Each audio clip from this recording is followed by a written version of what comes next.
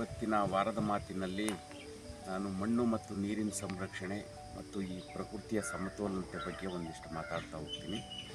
ಬಂಧುಗಳೇ, ಇವತ್ತು ಕೃಷಿನಲ್ಲಿ ನೀರು ಮತ್ತು ಮಣ್ಣಿನ ಸಂರಕ್ಷಣೆನ ಹೇಗೆ ಮಾಡೋ ಅಂಥದ್ದು, ಯಾಕೆಂದರೆ ನಮಗೆ ಮುಖ್ಯವಾಗಿ ಬೇಕಾಗಿರೋಂಥದ್ದು ಮಣ್ಣು.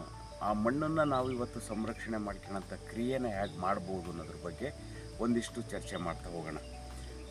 ಇವತ್ತು ಮಣ್ಣು 1 ಇಂಚು ಮಣ್ಣು ಸೃಷ್ಟಿಯಾಗೋದಕ್ಕೆ 500 ವರ್ಷ ಬೇಕಾಗುತ್ತೆ.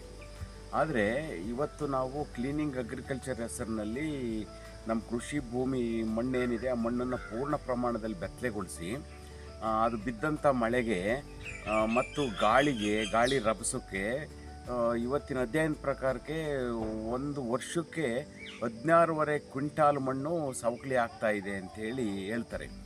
ಅಷ್ಟು ಮಣ್ಣು ಸವಕಳಿ ಆದರೆ ಮೇಲ್ಗಡೆ ಮಣ್ಣು ಮತ್ತು ನೀರಿನಲ್ಲಿ ಯಥೇಚ್ಛವಾದಂಥ ಮಣ್ಣು ಕೊಚ್ಚಿ ತಗ್ಗಿಗೆ ಹೋಗುತ್ತೆ. ಈ ಹೋಗೋಂಥ ಸಂದರ್ಭದಲ್ಲಿ ನಮ್ಮ ಮಣ್ಣಲ್ಲಿದ್ದಂಥ ಎಲ್ಲ ಪೋಷಕಾಂಶಗಳನ್ನೆಲ್ಲ ಒತ್ಕೊಂಡು ಹೋಗ್ಬಿಡುತ್ತೆ ಹೊರಗೆ. ಆ ಕಾರಣಕ್ಕಾಗಿ ನಾವು ಬೆಳೆ ಜೊತೆಯಲ್ಲಿ ಕಳೆಗಳನ್ನು ಸಂಯೋಜನೆ ಮಾಡೋಂಥದ್ದು ಅಂದರೆ ಮುಚ್ಚಿಗೆ ಮಾಡೋಂಥ ಕ್ರಮಕ್ಕೆ ನಾವು ಮುಂದಾಗಬೇಕು. ಆ ಮುಂದಾದಾಗ ಮಾತ್ರ ಮಣ್ಣಿನ ಸಂರಕ್ಷಣೆ ಮಾಡೋದಕ್ಕೆ ಸಾಧ್ಯತೆ ಆಗುತ್ತೆ. ಇವತ್ತು ಅನೇಕ ಕಳೆಗಳು, ಯಾಕೆಂದರೆ ತೋಟಗಾರಿಕಾ ಬೆಳೆಗಳಲ್ಲಿ ಮತ್ತು ಕಳೆಗಳನ್ನು ನಿಯಂತ್ರಣ ಮಾಡೋದು ಹೇಗೆ ಮತ್ತು ಅಲ್ಪಾವಧಿ ಬೆಳೆಗಳಲ್ಲಿ ಆಹಾರ ಬೆಳೆಗಳಲ್ಲಿ ಹೇಗೆ ಕಳೆಗಳನ್ನು ನಿಯಂತ್ರಣ ಮಾಡ್ಬೋದು ಅನ್ನೋದನ್ನು ಕಲಿತ್ರೆ ಇದು ಸುಲಭ ಆಗ್ತಾ ಹೋಗುತ್ತೆ. ಇವತ್ತಿನ ಜನ್ರೇಷನ್ಗೆ ಏನಾಗಿದೆ ಅಂತಂದರೆ ಈ ಕಳೆಗಳ ಬಗ್ಗೆ ಪ್ರತಿರೋಧನೇ ಇದೆ. ಅಲ್ಲಿ ಅದೊಂಥರ ವೈರಿ ಥರಕ್ಕೆ ನೋಡ್ತಾರೆ. ನೋಡೋದ್ರ ಪರಿಣಾಮ ಕಳೆನಾಶಕ ಈ ಥರದ್ದೆಲ್ಲ ಔಷಧಿಗಳನ್ನು ಸಿಂಪರಣೆ ಮಾಡಿ ಕಳೆನ ಪರಿಪೂರ್ಣವಾಗಿ ನಾಶ ಮಾಡಿ ಡೈವರ್ಸಿಟಿನ ಕಂಪ್ಲೀಟು ನಾಶ ಮಾಡ್ಕೊಂಡ್ಬಿಟ್ಬಿಡ್ತಾರೆ. ಕಳೆ ಹೋಗೋದ್ರ ಜೊತೆಯಲ್ಲಿ ಆ ಮಣ್ಣಲ್ಲಿದ್ದಂಥ ಮಣ್ಣು ಜೀವಿಗಳು ಮತ್ತು ಸೂಕ್ಷ್ಮಾಣು ಜೀವಿಗಳು ಪರಿಪೂರ್ಣವಾಗಿ ನಾಶವಾಗಿ ಹೋಗ್ಬಿಡ್ತವೆ. ಆ ಕಾರಣಕ್ಕಾಗಿ ಇವತ್ತು ನಾವು ಮಣ್ಣಿನ ಸಂರಕ್ಷಣೆ ಬಗ್ಗೆ ಆಲೋಚನೆ ಮಾಡ್ತಾ ಮುಚ್ಚಿಗೆನ ನಾವು ನಿರಂತರವಾಗಿ ಮಾಡ್ತಾ ಹೋಗಬೇಕು. ಅದ್ರ ಜೊತೆಯಲ್ಲಿ ಡೈವರ್ಸಿಟಿ ಕ್ರಿಯೇಟ್ ಆಯಿತು ತೋಟಗಾರಿಕಾ ಬೆಳೆಗಳಲ್ಲಿ ಅಂತಂದಾಗ ಅನೇಕ ಕಳೆಗಳು ಹೆಚ್ಚು ಬೆಳೀತಾ ಹೋಗ್ತವಲ್ಲ, ಆ ಬೆಳೆದಂಥ ಕಳೆಗಳ ಬೇರು ಮಣ್ಣನ್ನು ಗ್ರಿಪ್ಪಾಗಿ ಇಟ್ಕೊಂಡು ಮಣ್ಣಿನ ಸಂರಕ್ಷಣೆ ಮಾಡುತ್ತೆ. ನೀರು ಹರಿದೋಗೋದಕ್ಕೆ ಆಸ್ಪದ ಮಾಡಿಕೊಡಲ್ಲ, ನೀರಿನ ಜೊತೆಯಲ್ಲಿ ಮಣ್ಣು ಹೋಗೋದಕ್ಕೆ ಆಸ್ಪದ ಮಾಡಿಕೊಡಲ್ಲ. ಆ ಥರಕ್ಕಾಗುತ್ತೆ. ಇದು ಒಂದು ಹಂತ ಆಯಿತು. ಇನ್ನು ನಮಗೆ ಆಹಾರ ಬೆಳೆಯೋಂಥ ಹೊಲಗಳಲ್ಲಿ ನಾವು ಇಳಿಜಾರಿಗೆ ಅಡ್ಡಲಾಗಿ ಬಿತ್ತನೆ ಮಾಡೋಂಥ ಕ್ರಮ ಮತ್ತು ನಂತರ ನಾವು ಕಳೆನ ಸಂರಕ್ಷಣೆ ಮಾಡೋಕ್ಕೆ ಅಂದರೆ ನಿಯಂತ್ರಣ ಮಾಡೋದಕ್ಕಾಗಿ ಎಡೆಕುಂಟೆ ಈ ಥರದನ್ನೆಲ್ಲ ನಾವು ಹೊಡ್ಕೊಂಡಾದಮೇಲೆ ಆ ನೀರು, ಮಳೆ ಬಿದ್ದಂಥ ನೀರು ರಭಸವಾಗಿ ಹರಿಯಲ್ಲ. ಯಾಕೆ ಅಂತಂದರೆ ನಾವು ಬಿತ್ತನೆಗೆ ಅದು ಇಳಿಜಾರಿಗೆ ಅಡ್ಡಲಾಗಿ ನಾವು ಏನು ಬಿತ್ತನೆ ಮಾಡಿರ್ತೀವಿ ಅಲ್ಲಿ ಗಿಡಗಳು ಬೆಳೆದಿರ್ತಾವಲ್ಲ ಅದು ತಡೆಯುತ್ತೆ. ಆಗ ನಾವು ಮತ್ತಾಮೇಲೆ ಅಂತರ್ ಬೇಸಾಯ ಮಾಡುವಾಗ ಆ ಬೆಳೆ ಸಾಲಿಗೆ ಮಣ್ಣು ಒಂಥರದ ಏರಿರುತ್ತಲ್ಲ, ಹಾಗಾಗಿ ಅಲ್ಲಿ ನೀರನ್ನು ತಡೆಯೋಂಥ ಕ್ರಿಯೆಗೆ ಹೋಗುತ್ತೆ. ಹಾಗಾಗಿ ನೀರು ಕೊಚ್ಚೋಗಲ್ವಲ್ಲ, ಆ ಕಾರಣಕ್ಕಾಗಿ ನೀರು ಅಲ್ಲೇ ನಿಲ್ಲುತ್ತೆ ಮತ್ತು ಮಣ್ಣನ್ನು ತಗೊಂಡು ಹೋಗಲ್ಲ.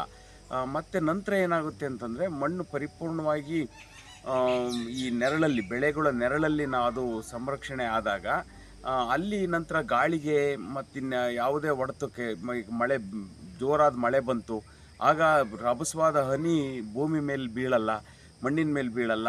ಆಗ ಅದು ಬೆಳೆ ಮೇಲೆ ಬಿದ್ದು ಬೆಳೆಯ ಮೂಲಕವಾಗಿ ಅದು ಮಣ್ಣಿಗೆ ಸೇರುತ್ತೆ. ಹಾಗಾಗಿ ಅಲ್ಲಿ ರಭಸತೆ ಇರಲ್ಲ. ಆ ಕಾರಣಕ್ಕಾಗಿ ಅಲ್ಲಿ ಮಾಡ್ಬೋದು, ಈ ಥರದೊಂದು ಸಂರಕ್ಷಣೆ ಮಾಡ್ಬೋದು. ನಂತರ ಬೆಳೆ ಕೊಯ್ಲಾದ ಮೇಲೆ ನಾವಲ್ಲಿ ಆ ಬೆಳೆ ಉಳಿಕೆಗಳನ್ನೇ ಅಲ್ಲಿ ಮುಚ್ಚಿಗೆಯಾಗಿ ಮಾಡ್ತಾ ಹೋಗಬೇಕು.